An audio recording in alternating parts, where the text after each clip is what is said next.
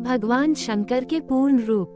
काल भैरव। एक बार सुमेरु पर्वत पर बैठे हुए ब्रह्मा जी के पास जाकर देवताओं ने उनसे अविनाशी तत्व बताने का अनुरोध किया। शिव जी की माया से मोहित ब्रह्मा जी उस तत्व को न जानते हुए भी इस प्रकार कहने लगे, मैं ही इस संसार को उत्पन्न करने वाला स्वयंभू अजन्मा एकमात्र ईश्वर अनादि भक्ति ब्रह्म घोर निरंजन आत्मा हूँ।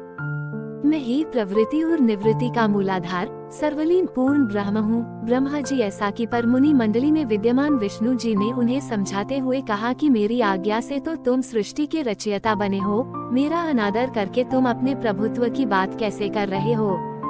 इस प्रकार ब्रह्मा और विष्णु अपना अपना प्रभुत्व स्थापित करने लगे और अपने पक्ष के समर्थन में शास्त्र वाक्य उद्धृत करने लगे। अंततः वेदों से पूछने का निर्णय हुआ तो स्वरूप धारण करके आए चारों वेदों ने अपना मत इस प्रकार प्रकट किया।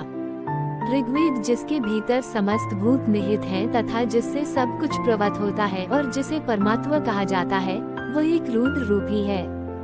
यजुर्वेद जिसके द्वारा हम वेद भी प्रमाणित होते हैं तथा जो ईश्वर के संपूर्ण यज्ञों तथा योगों से भजन किया जाता है, सबका दृष्टा वह एक शिव ही है। सामवेद जो समस्त संसारी जनों को भरमाता है, जिसे योगी जन ढूंढते हैं और जिसकी भांति से सारा संसार प्रकाशित होता है, वे एक त्रयंबक शिव जी ही हैं। अथर्ववेद जिसकी भक्ति से साक्षात्कार होता है और जो सब यह सुख दुख अतीत अनादि ब्रह्म है, वे केवल एक शंकर जी ही हैं।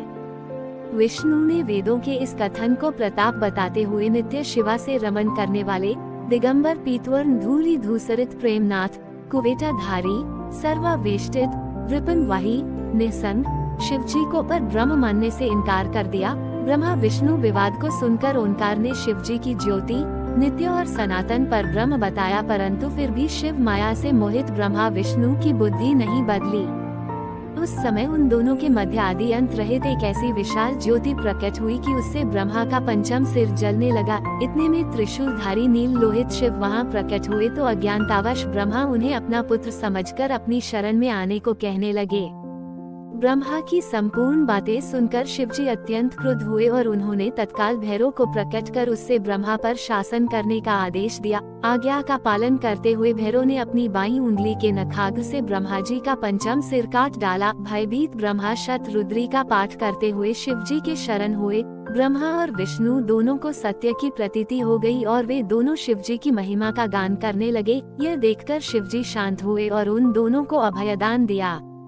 इसके उपरांत शिवजी ने उसके भीषण होने के कारण भैरव और काल को भी भयभीत करने वाला होने के कारण काल भैरव तथा भक्तों के पापों को तत्काल नष्ट करने वाला होने के कारण पाप भक्षक नाम देकर उसे काशीपुरी का अधिपति बना दिया। फिर कहा कि भैरव तुम इन ब्रह्मा विष्णु को मानते हुए ब्रह्मा के कपाल को धारण करके इसी के आश्रय से भिक्षावृत्ति करते हुए वाराणसी में चले जाओ। वहाँ उस नगरी के प्रभाव से तुम ब्रह्म हत्या के पाप से मुक्त हो जाओगे।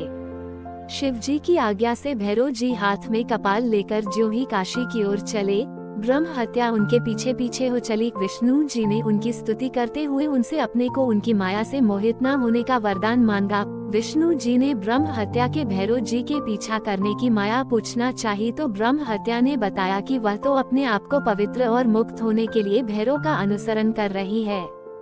भैरव जी ज्यों ही काशी पहुँचे त्यों ही उनके हाथ से चिमटा और कपाल छूटकर पृथ्वी पर गिर गया और तब से उस स्थान का नाम कपालमोचन तीर्थ पड़ गया। इस तीर्थ में जाकर सविधि पिंडदान और देव पितृ तर्पण करने से मनुष्य ब्रह्म हत्या के पाप से निवृत्त हो जाता है।